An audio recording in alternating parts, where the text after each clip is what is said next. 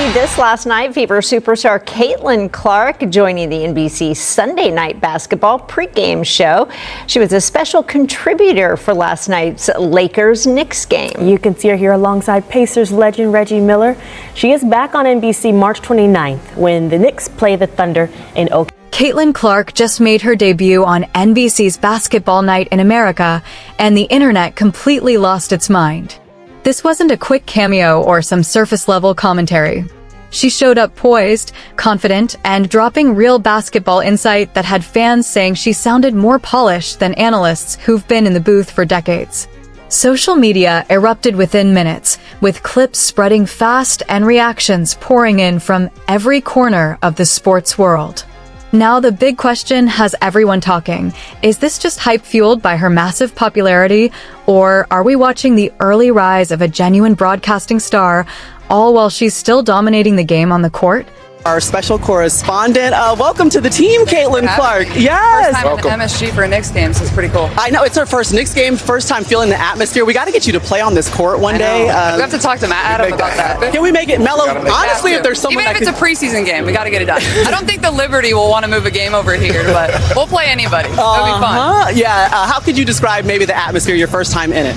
Well, I think as a player, like, this is kind of when you feel the atmosphere the most, is when you're out on the court warming up. So, I mean, there's just a different type of buzz. And obviously when LeBron comes to town, it's probably really different. But, you know, Knicks fans are crazy, and I love it. I love people that are passionate about basketball. So Caitlin Clark didn't just appear on NBC's Basketball Night in America. She took control of the moment. Within minutes of her segment airing, social media went into overdrive. People who normally scroll right past anything WNBA related suddenly stopped to watch. Veteran basketball analysts started tweeting about how effortlessly she handled herself on camera.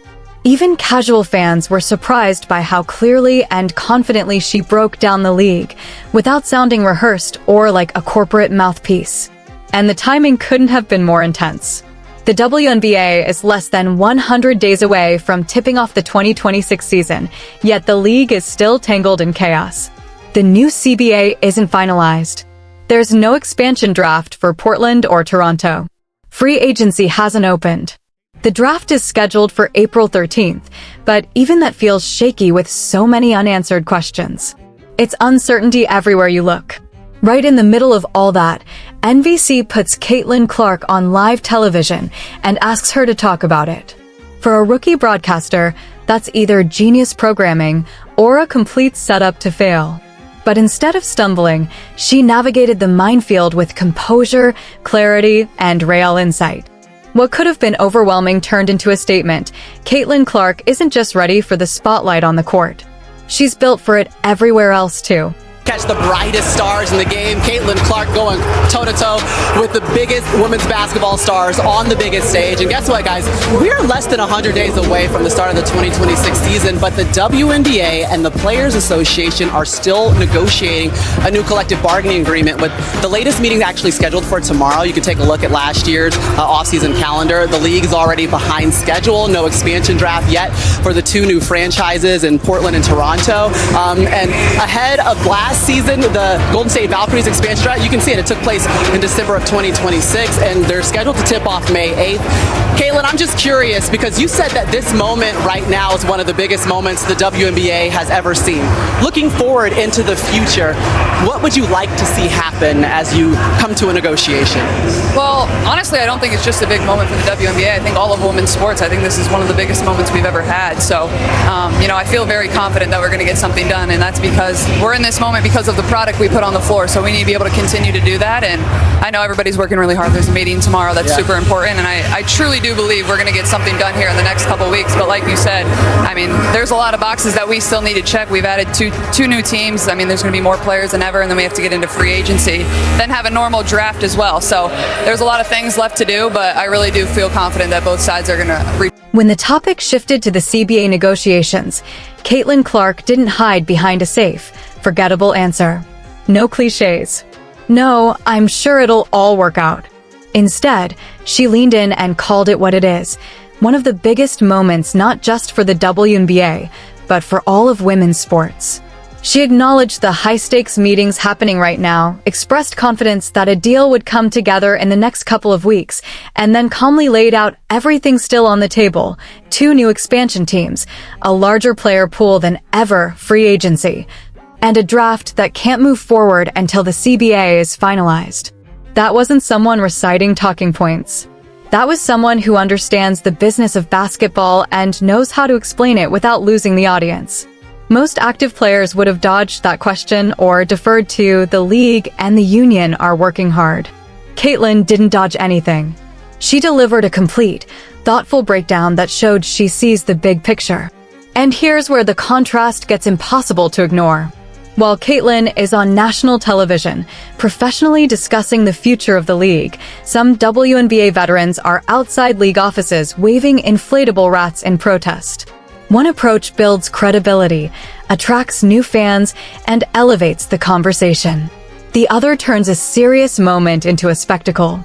The difference is stark, and so is the impact. 13th, but the growth of the league has been so much. I mean, can you just help us to understand the transition this league is going on right now? I mean, it's incredible, and I remember my first WNBA game when I was a young girl. I went to the Minnesota Lynx when they had their dynasty with Maya Moore, and they were playing the Seattle Storm, and now basically any arena you go to, it's sold out. We're adding 2 teams. We're up to 14 now, and then hopefully getting to 18 in the next couple years. So, business is booming, and that's a really good thing, and we kind of just got to keep meeting the moment. The talent's getting better and better. You see it at the college level coming into the professional game too, so I feel very fortunate and hopefully have a long career ahead of me as well.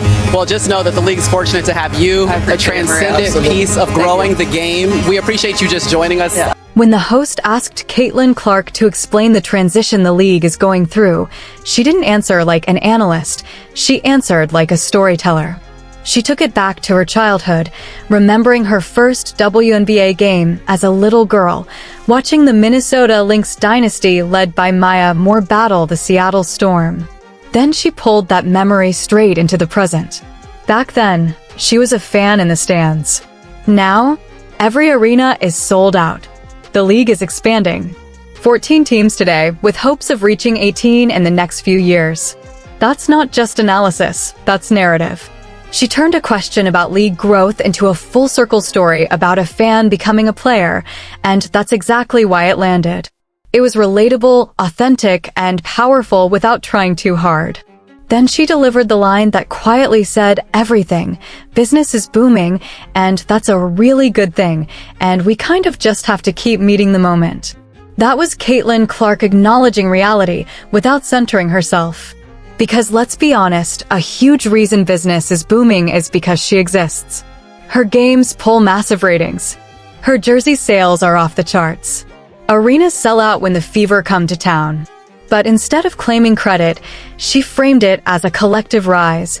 Better talent, deeper rosters, and college stars feeding into a stronger professional game.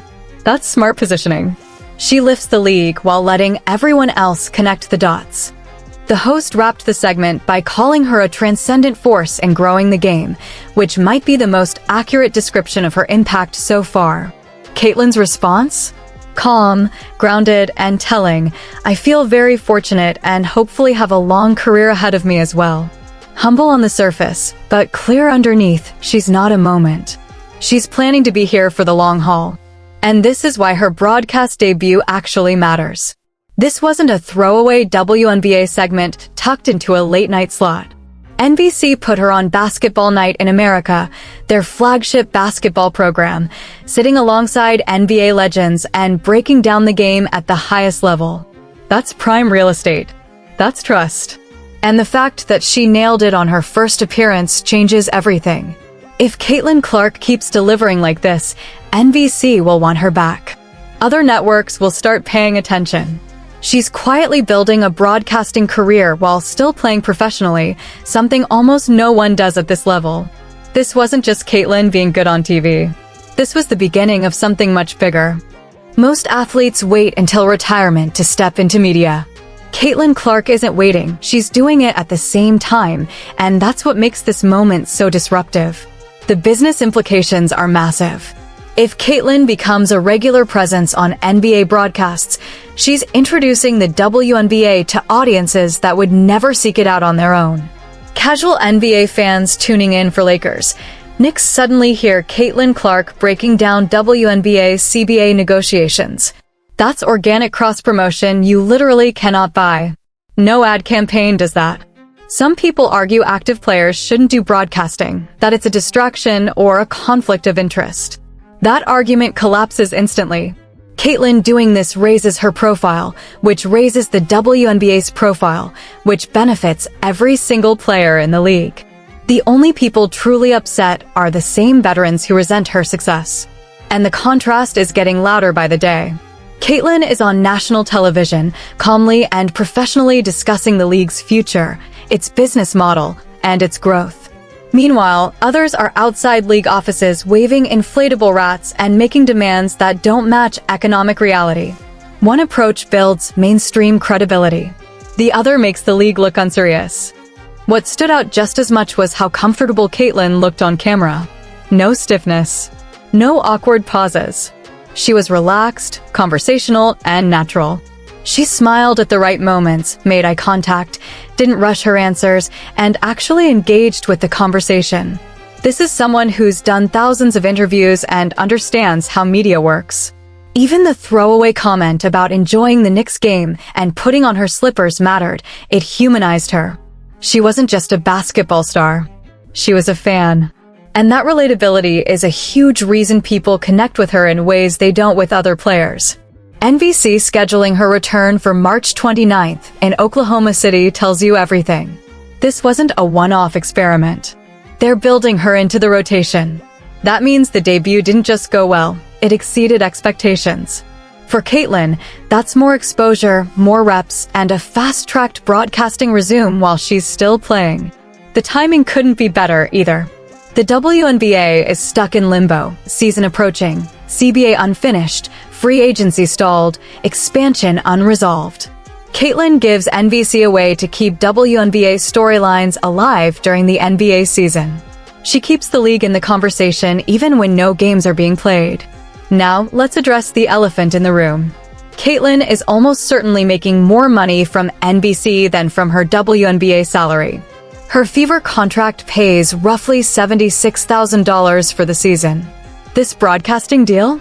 Likely far more, for far less physical risk. That's not a knock on Caitlin. That's an indictment of the WNBA pay structure. When the league's biggest star can earn more talking about basketball than playing it, something is broken. And that's exactly why the CBA negotiations matter so much. For the WNBA, this matters even more. Caitlin succeeding in this role puts the league on NBC's main basketball platform, discussed seriously, alongside NBA content, not separated or sidelined. When the biggest star in women's basketball analyzes the sport next to NBA legends, it sends a clear message. Both leagues belong in the same conversation. And remember, she's doing all of this while the league is still navigating CBA chaos. Instead of complaining publicly or withholding media appearances, she's out there promoting the game, expressing confidence in its future, and helping grow the audience. That's professionalism. Caitlin Clark didn't just prove she's the best player in women's basketball. She may have also proven she's one of the best analysts coming up, period. Her broadcast debut was flawless. NBC is already bringing her back, and this feels like the beginning of something much bigger. If you're excited about Caitlin's broadcasting future or think she's building something special, hit that like button, subscribe, and drop your predictions for her media career in the comments. What Caitlin is doing right now is bigger than one good TV appearance. She's building a brand that extends beyond being a player. She's positioning herself as a complete basketball figure, star athlete, analyst, ambassador, media personality. That kind of multi-layered brand has far more long-term value than being known for only one thing. When her playing days eventually end, she won't be starting from scratch. She'll already be established. Even her comment about having a long career ahead of her hits differently in this context. She's not just talking about playing. She's talking about basketball as a lifelong path on the court, on TV, and beyond. That kind of long-term thinking is rare, especially at her age. When you compare this debut to how most athletes transition into broadcasting, the gap is obvious. Most players need years to develop on-camera comfort and learn how to actually say something meaningful. Caitlin looked natural from day one. That's either elite natural talent, serious preparation, or most likely both. Her handling of the CBA discussion was another masterclass. She acknowledged the challenges, expressed confidence in a resolution, and avoided saying anything that could be weaponized by either the league or the union. That's political awareness most active players don't have. She addressed a contentious topic without creating a single problem for herself or anyone else. NBC has to be thrilled. They took a real risk putting an active player on their premiere show to talk about complicated business issues, and she knocked it out of the park.